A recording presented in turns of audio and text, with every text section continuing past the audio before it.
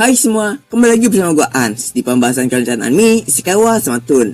Seperti biasa gue akan melanjutkan video gue sebelumnya. Jadi sebelum gue masuk ke inti videonya, gue saranin untuk kalian tuh nonton video gue sebelumnya agar cerita itu nyambung dan kalian tuh gak ketinggalan informasi-informasi yang ada di video sebelumnya. Kalau kalian sudah menontonnya, kita tidak usah berbahasa-basi aja. Mari kita langsung balik ke inti videonya, oke? Let's go.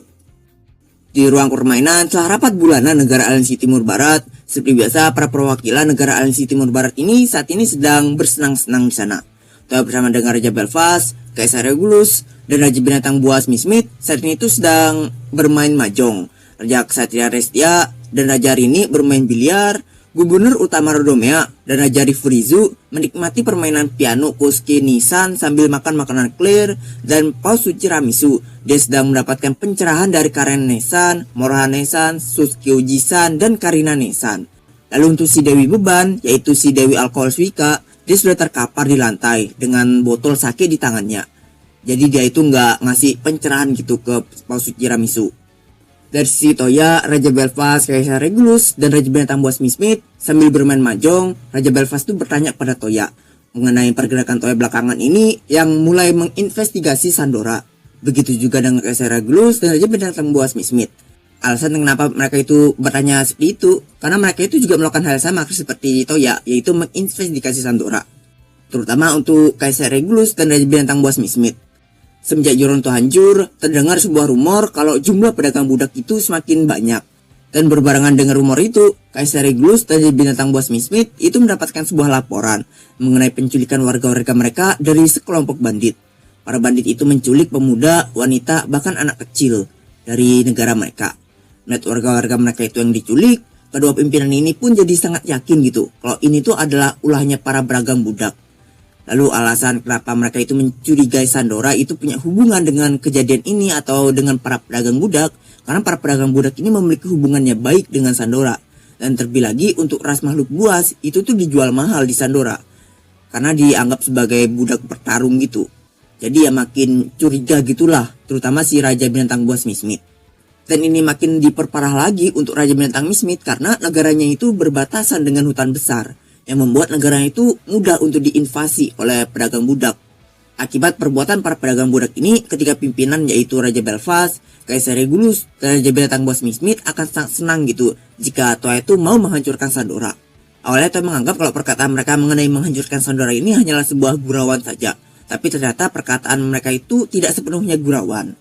Mereka memang bergurau mengenai menghancurkan Sandora, tapi mereka akan senang jika Toya itu mau melakukan sesuatu terhadap bisnis pedagang budaknya, seperti menghancurkan mereka atau sebagainya gitulah. Mendengar itu dari ketiga pimpinan, Toya pun langsung dapat menyimpulkan kalau pedagang budak itu sekarang jauh lebih berbahaya, bahkan dibandingkan dengan kerajaan Sandora itu sendiri, kerajaan yang memperbolehkan perbudakan. Kerajaan Sandora tidak memiliki hubungan diplomatis dengan negara lain kecuali Euron. Jadi Toya berpikir kalau dia itu menghancurkan Sandora, maka tidak akan ada negara yang kesusahan gitu, kecuali kerajaan Lail yang dekat dengan Sandora. Karena kemungkinan kalau Sandora itu hancur, mereka akan kesusahan gitu mengurus pengungsi dari Sandora yang datang ke kerajaan mereka. Karena hal ini, Toya jadi ragu gitu untuk menghancurkan Sandora. Dia takut ngesusahin si kerajaan Lail. Pada akhirnya Toya pun menganggap kalau akar permasalahan di sini ini adalah si artefak kalung budaknya, bukan kerajaan Sandoranya. Lalu muncullah berbagai pertanyaan gitu di benak Toya. Toya bertanya gitu, bagaimana cara mereka itu memproduksi masal kalung budak itu? Apakah ada seseorang yang bisa menggunakan sihir memperkuat atau enchant seperti Toya untuk membuat kalung budak itu? Karena sistemnya itu hampir-hampir sama gitu. Akan tapi sihir non-atribut seperti enchant itu tidak bisa diturunkan melalui keturunan. Dan jika Toya berasumsi kalau ada satu orang atau satu generasi di sana yang dapat menggunakan sihir enchant, maka muncullah sebuah pertanyaan lainnya. Bagaimana cara dia itu menyebarkan kalung budak itu di kerajaan Sandora dalam waktu yang sangat lama? Memang benar jika si budak mati, maka kalung budak yang dia kenakan itu akan masih bisa tetap digunakan lagi. Namun poin pentingnya itu adalah siapa yang mengumpulkan para pedagang budaknya. Apakah sang raja itu sendiri atau ada orang lain yang melakukannya? Karena Toya memikirkan tentang Raja Sandora, Toya pun jadi penasaran gitu dengan asal-usulnya, terutama mengenai sebutan raja terdahulu yang mendirikan Sandora. Toya pernah mendengarnya kalau Raja Sandora terdahulu itu disebut sebagai Raja Budak. Toya pun menanyakan hal itu ke para pimpinan mengenai cerita asal-usul sebutan ini. Dan menurut ketiga pimpinan, ternyata terdapat 3 teori asal-usul sebutan dari Raja Budak ini terbentuk. Awalnya di wilayah Sandora, dulunya itu terdapat sebuah perang antar suku. Lalu tiba-tiba di peperangan itu muncullah seorang lelaki mantan budak gladiator dari negara lain bersama dengan suku Frau, yang kemudian mereka tuh berhasil menghentikan peperangan itu dalam sekejap. Kemudian mereka pun mendirikan sebuah kerajaan, yaitu kerajaan Sandora, dengan si lelaki mantan budak itu yang diangkat menjadi raja. Dan karena titelnya itu yang mantan budak, si raja itu pun disebut sebagai Raja Budak. Ini salah satu teori dari 3 teori yang ada. Teori keduanya itu adalah mengatakan kalau si lelaki itu atau si raja mendapatkan sebutannya itu karena dia itu memperbudak ketua suku Frau, hingga dia itu berhasil menghentikan peperangan dan menjadi seorang raja. Kemudian di teori ketiga dikatakan kalau si raja itu mendapatkan sebutannya karena dia itu telah membuat kalung budak yang dikenal sampai sekarang, yang kemudian seorang penyihir di sana itu memproduksinya secara massal hingga sekarang. Saya mendengar teori-teori itu, saya pun jadi semakin bingung lagi karena saya tidak percaya kalau seorang mantan budak gladiator bisa melakukan semua itu. Saya malah yakin kalau ada sebuah rahasia gitu di balik semua ini yang ditutup-tutupi. Untuk masalah membebaskan budak-budak di Sandora, sebenarnya menurut saya itu adalah hal yang mudah untuk dilakukan. Tapi apa yang akan para budak itu lakukan setelahnya yang membuat saya itu pusing sekarang? Kemungkinan terbesar adalah mereka itu akan melakukan pemberontakan. Karena mereka itu pasti tidak akan mengampuni para bangsawan yang melihat mereka tidak sebagai manusia. Dan inilah yang membuat saya itu dilema. Karena ya itu malah jadi memicu perang kan gitu. Sedangkan Toya itu ya seperti yang kalian tahu, malas ngadepin hal-hal kayak gini.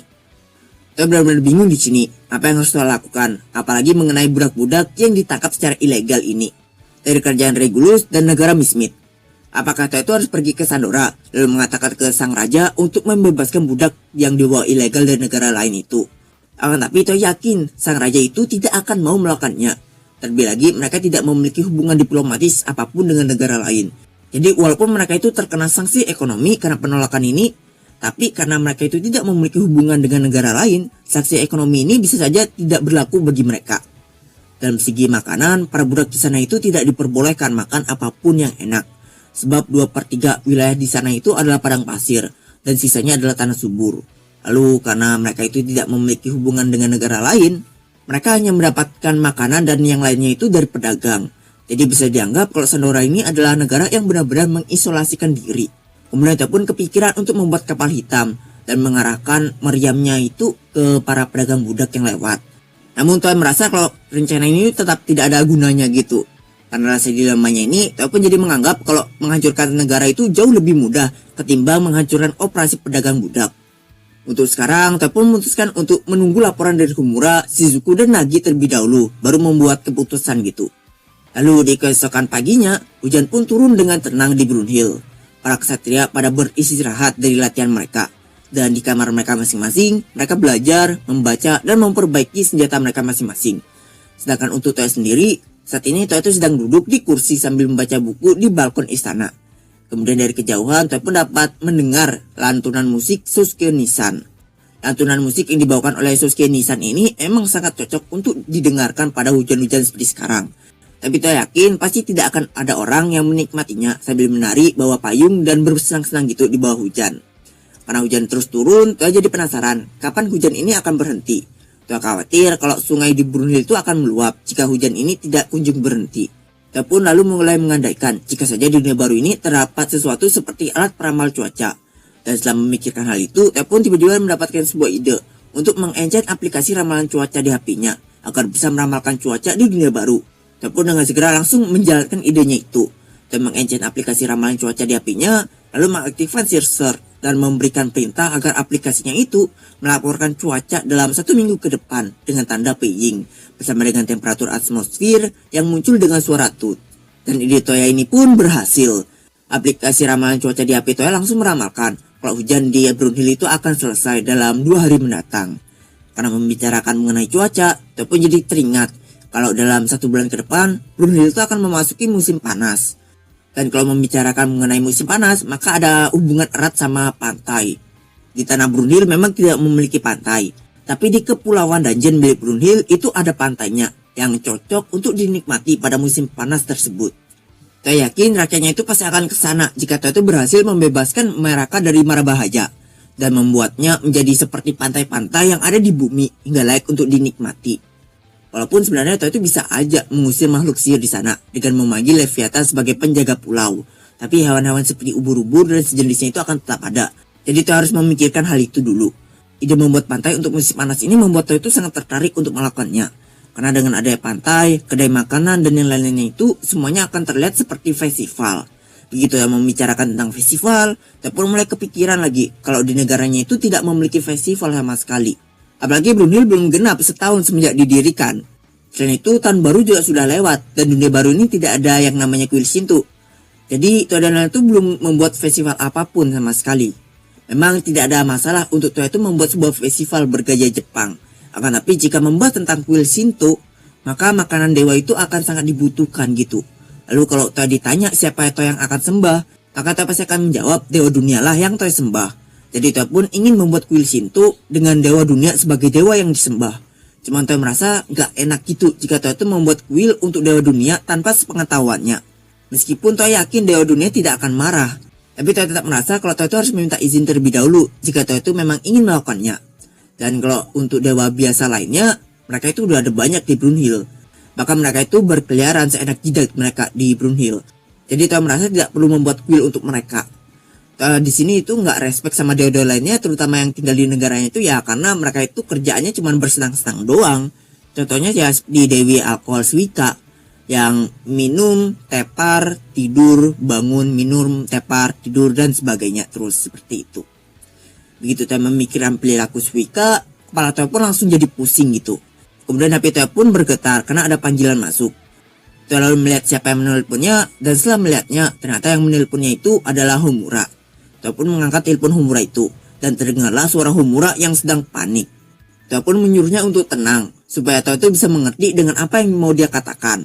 Namun tetap saja Homura itu masih berbicara dengan panik. Lalu Shizuku pun mengambil alih HP-nya Homura, menggantikan Homura. Toa pun bertanya ke Shizuku di mana mereka sekarang berada. Shizuku pun menjelaskan kalau mereka itu sekarang berada di kota Astal, sebelah timur ibu kota Sandora, wilayah Kyurei. Mereka awalnya berniat menginap di hotel di kota Astal itu sebelum berangkat ke Kyurei keesokan harinya.